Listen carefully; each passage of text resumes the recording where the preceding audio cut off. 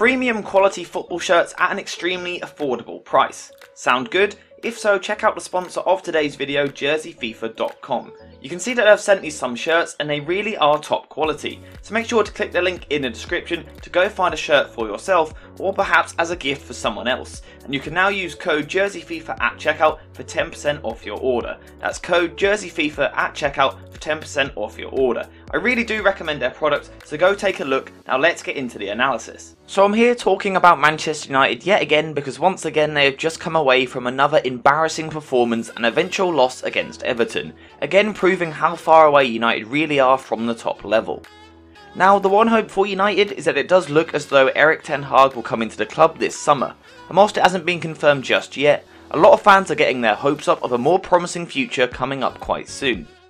And one thing in particular that the fans are excited about is the transfer window and the potential of new players coming into the club.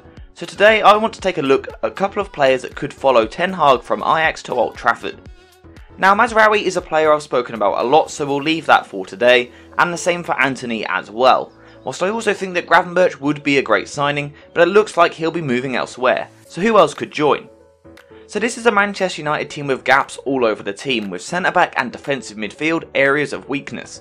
So with that in mind, let's try and find two Ajax players that could fill these particular roles.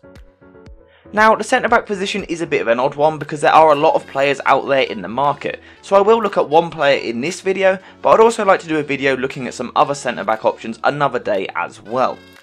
Because it seems like most people are of the opinion that Harry Maguire's time at the club is up. And whether you agree or not, it does certainly seem like a more athletic centre-back would be ideal in Ten Hag's high-line system.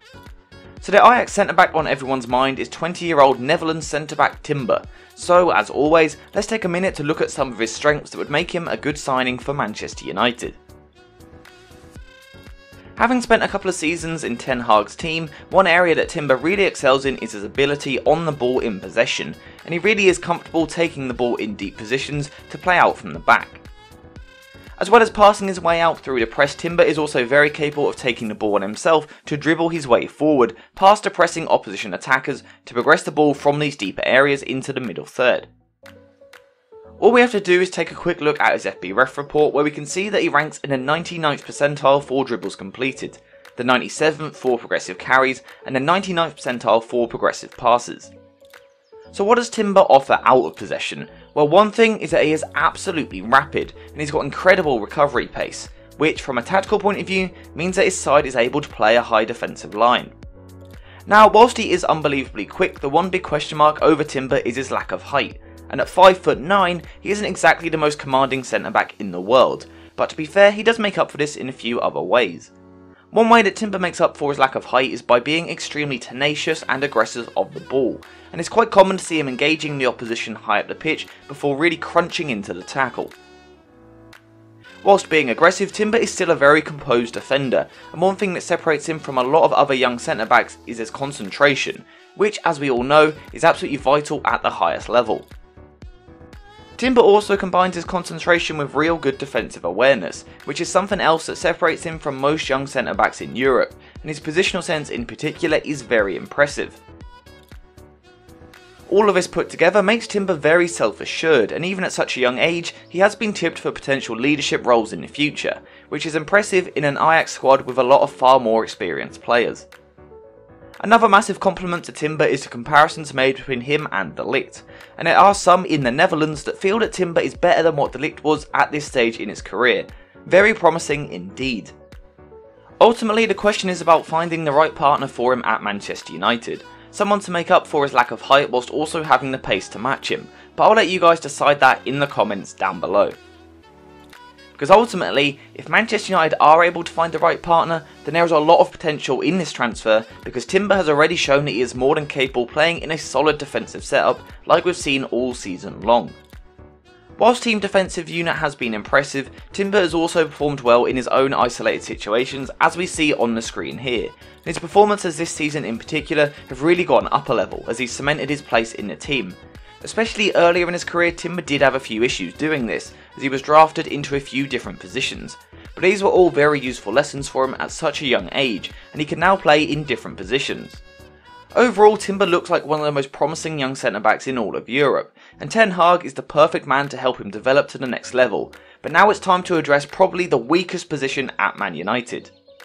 And that is of course without doubt the holding midfield area, where both Fred and McTominay have been given numerous chances to try and play as the deepest midfielder to try and protect the centre-backs, but it hasn't worked. Personally, I'd still argue that Matic is currently Manchester United's best option for this position, but unfortunately he does struggle to complete 90 minutes week in week out, so United need to try and find a similar profile of player. If we take a quick look at the current Ajax team, I think that they have the perfect replacement already made, and that is a 24-year-old Mexican midfielder Edson Alvarez. So again, let's take a look at what makes him so good. So perhaps the most important side of Edson Alvarez's game is his impressive press resistance, which allows him to take the ball under pressure in these deep positions before then turning away from the opposition to play the ball forward. This of course allows his team to move the ball up the pitch towards the middle third, from where he likes to drop quite deep, regularly dropping into a position alongside the centre backs, which isn't a surprise considering he used to play there. This ability to drop deep of course has a knock-on effect on those around him and the centre-backs in particular, and let's say someone like Timber was to join, Alvarez's position would give the centre-backs freedom to carry the ball forward. Of course, once again, Alvarez is very comfortable on the ball in these areas of the pitch, from where he is really able to orchestrate the play for his side, spraying passes across the pitch from side to side to ensure that his team dominates. As well as playing side to side, Alvarez is also very capable of moving the ball forward, especially with his dribbling, where he is deceptively good at taking the ball before easing his way through the pitch, bypassing the opposition's defensive line. Of course, playing in midfield, Alvarez is a very capable passer off the ball as well, as we would expect from an Ajax and Erik ten Hag player, and he could be the perfect player to add an element of control in a chaotic midfield. Now the one downside is that Alvarez isn't exactly the greatest progressive passer. He certainly isn't a player in the mould of someone like Sergio Busquets, as he tends to keep his passing slightly simpler rather than taking risks. Now in the current system that would be an issue, however if Ten Hag was to come in, then I'm convinced that United would have more attacking avenues, so perhaps a player like Alvarez is the key to add a little bit of composure. Alvarez is an extremely technically gifted player, and in this sense he is miles ahead of the Manchester United midfielders, even in the sense of the way that he shapes his body to make sure that he receives the ball nearly always on the front foot. Now, we've seen the calmness and quality that Alvarez will bring in possession, but the key to any transfer here would be what he offers the side out of possession as well, so let's take a look at what he has to offer defensively.